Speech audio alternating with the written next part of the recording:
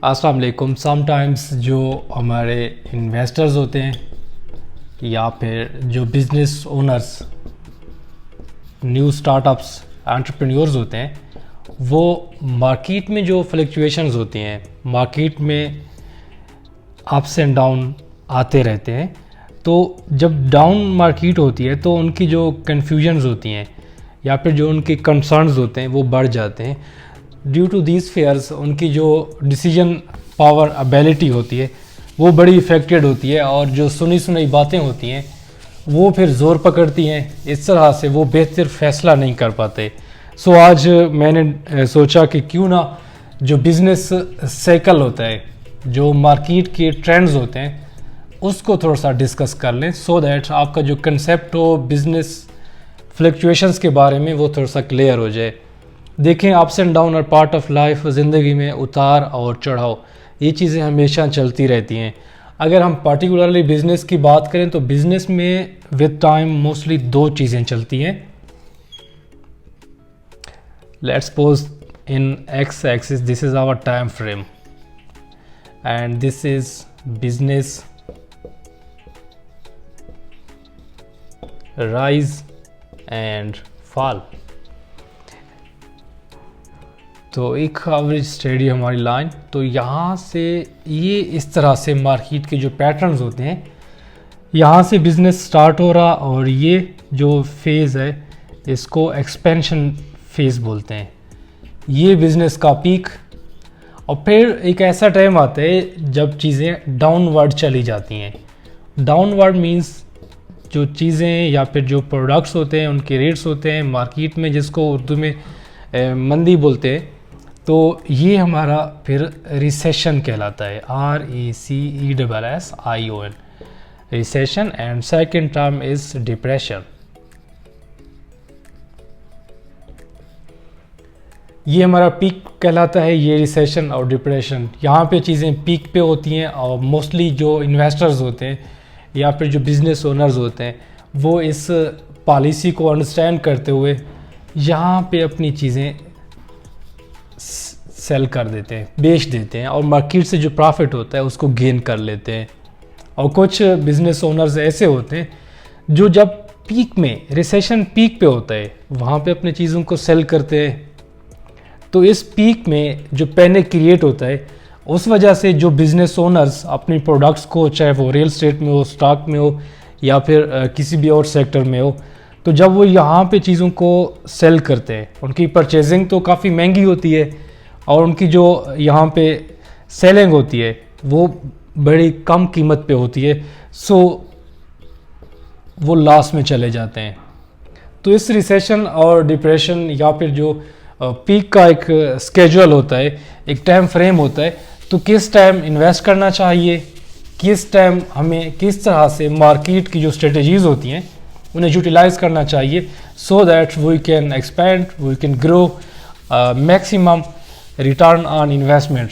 क्या किया जाए कि जो इन्वेस्टमेंट है उससे अच्छे और मैक्सिमम रिटर्न्स हासिल किए जा सके।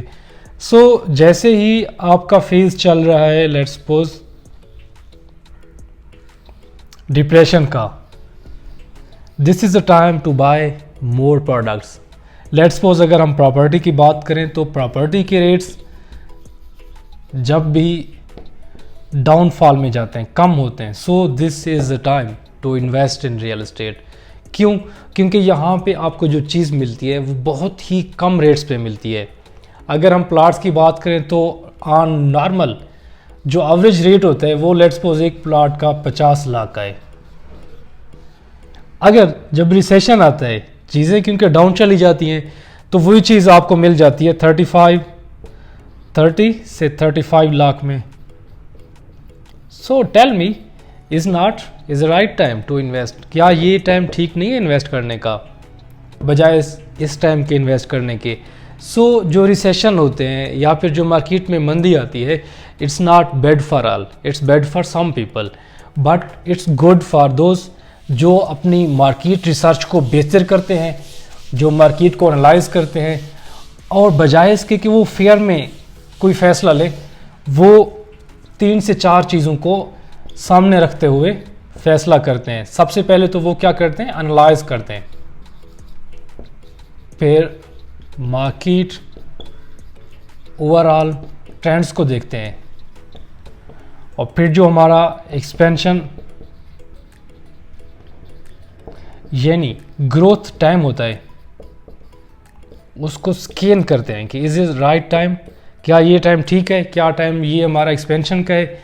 सो जब आप मार्केट को एनालाइज करते हैं, मार्केट के ट्रेंड्स को समझते हैं और जो ग्रोथ जो पीरियड होता है उसको प्रॉपर से जज करते हैं, सो आप जब इन स्ट्रेटजीज़ को यूज़ करते हैं तो आपकी जो इन्वेस्टमेंट होती है, जो उनके रिटर्न्स होते हैं वो ऑटोमेटिकली आपको अच्छे मिलते हैं।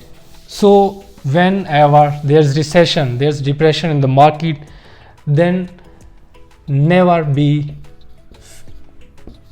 in the state of fear। कभी भी खौफ ज़दा ना हो, जो भी फैसला करना है, चाहे वो आपका रियल स्टेट में है, property, construction, stock, bank saving, insurance, हमेशा अपना जो आपका एटीट्यूड है, एटीट्यूड उसको मेंटेन करें। एटीट्यूड आपका ऐसा ना हो कि थोड़ी सी मार्केट पैनिक हो और आप फेयरफुल हो जाएं, थोड़ी सी मार्केट में ग्रोथ है और आप उस फेयर की वजह से चीज़ों को भाग के चले जाएं। So take decisions in the right time and work on your research, on your knowledge, because जो आपका नॉलेज होता है मार्केट का वो आपकी इन्वेस्टमेंट को ज़रूर आपके लिए बेनिफिशियल साबित करता है, अनलेस और until you have make proper research. So ये बिज़नेस साइकिल, चाहे वो पाकिस्तान की मार्केट हो, चाहे अदर कंट्रीज़ की हो, बिज़नेस साइकिल हर जगह पे होते हैं, और due to this business cycles काफ़ी लोग ऐसे होते हैं जो ज़ीरो से काफ़ी ज़्यादा गेन कर लेते हैं, और समटाइम्स कुछ लोग ऐसे होते हैं जिनके पास बहुत कुछ होता है लेकिन अपने फेयर की वजह से, लैक ऑफ नॉलेज की वजह से वो अपना ऑलमोस्ट सब कुछ खो बैठते हैं। Thank you so much for watching. I hope आपने जो बिज़नेस साइकिल होता है इसको अंडरस्टैंड किया होगा। नेक्स्ट वीडियो में इंशाअल्लाह हम फर्दर इस बिज़नेस साइकिल में जो हमारी स्ट्रेटजीज़ होती हैं या किस तरह से हमने अपनी स्ट्रेटजीज़ को प्लान करना होता है और एग्जीक्यूट करना होता है उसको डिस्कस करेंगे। आप सबसे नेक्स्ट वीडियो में फिर मुलाकात होगी, तब तक अपना ख्याल रखिएगा। अल्लाह हाफिज़।